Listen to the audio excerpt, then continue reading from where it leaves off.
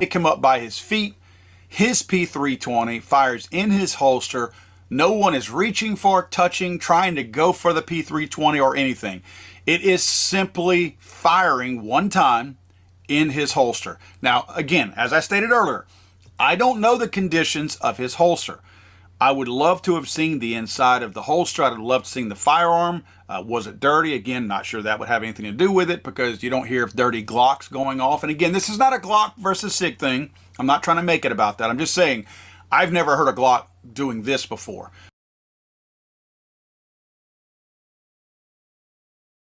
Alone. A report from the Trace revealed Sig Sauer P320s wounded more than 80 people who didn't pull the trigger. This is one of the first documented cases in 2016. A Roscommon, Michigan deputy sheriff's fully holstered P320 discharged without a trigger pull as he exited his vehicle.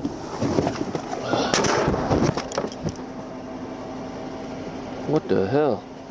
Explain to me how a gun goes off getting out of the car. But this has happened well over 200 times around the country. Attorney Jeff Bagnell is trying to get Sig Sauer to issue a warning and recall the P320. His client, Bridge City, Texas detective Brittany Hilton, was shot when her holstered P320 went off in her purse. Mine went off.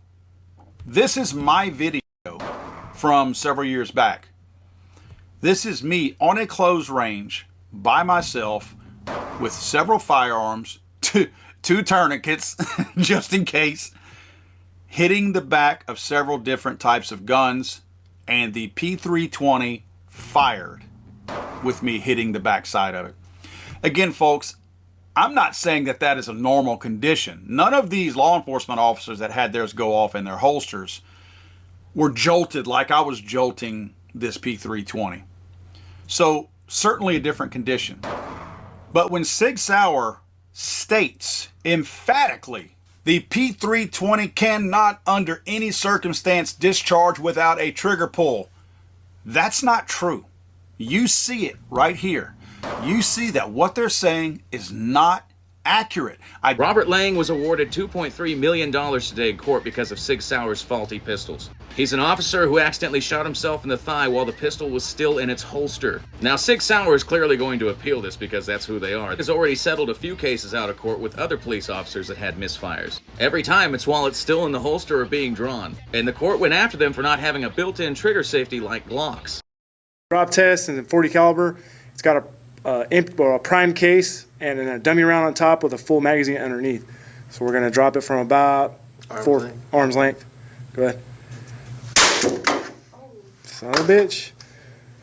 So immediate. I guess it's really not drop safe, huh? That's not just a bunch of one round. That was the very first time we'd ever done it, and it went. Sig Sauer used to make some really nice stuff, but then what the happened? Their 320 line's been plagued with problems, and after it won the United States military contract, it's only gotten worse. Apparently they're not drop safe because if you drop them the wrong way, they'll just go off. Sig tried to say that this issue was fixed, but that's not true because we keep getting reports of guns getting dropped or bumped and they just go off. They're even going off in level 3 retention holsters. But the trouble doesn't stop there. Recently, the 320 frames have been snapping in half, rendering them completely useless. People are saying this is because people are shooting 147 grain ammunition through it, but that's an ammunition that should be able to be shot through your duty-ready service pistol. And I guess the magazines for the 365 are made out of pot metal without a good finish because they keep rusting. So my question to everyone is, what is going on with SIG? They're a multi-million-dollar company and they can't make a good modern-day pistol anymore?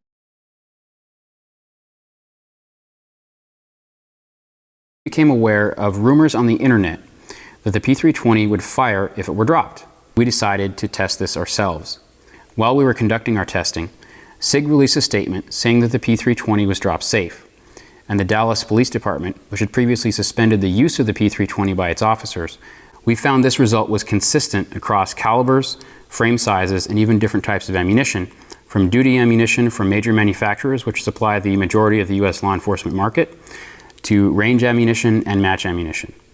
All of these, when dropped at the right angle, would result in uncommanded firing of the pistol.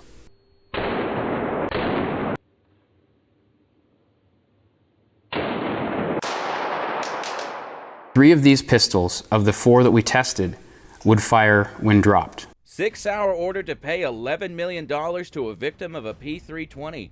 The man was walking out of his apartment with the P320 in his hoodie and it went off, causing permanent damage to his knee.